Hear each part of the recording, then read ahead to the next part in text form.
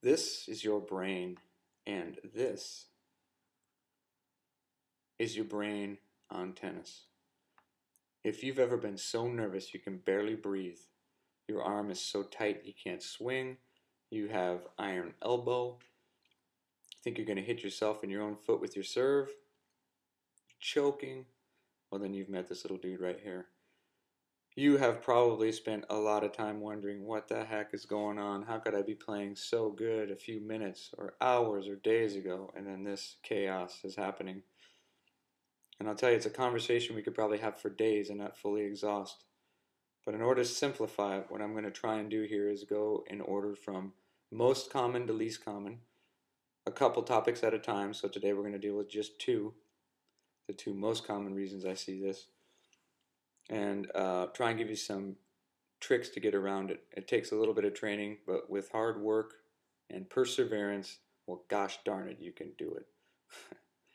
So number one reason that I see is just really good old-fashioned fear of failure. Failure is an outcome. It is a possible future. If you could get your mind to focus on a process, so we're going to say process over outcome. Tennis is really simple, and most good tennis players, I should say, focus on very simple things like see ball, hit ball, repeat as required. We want to get your mind just on the real simple things. If it's your turn to serve, toss it up, hit it, see what happens. If you're returning, just get it in play, see what happens. It is really process over outcome. Little teeny steps at a time. Your mind, of course, will skip ahead and say, hey, what's going to happen if we miss? You can train yourself to get over that and just see ball, hit ball, repeat. Next most common reason I see, it has to do with how goals are set.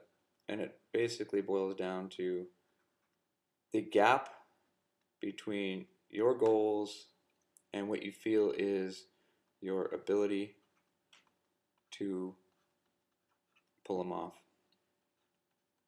So ability to achieve the goal. If, for example, your goal is only to win, then and you're playing against a very good player, well, you got a problem, because your opponent's going to have a lot to say over your ability to win, and so you've given up a good chunk of control over your goals.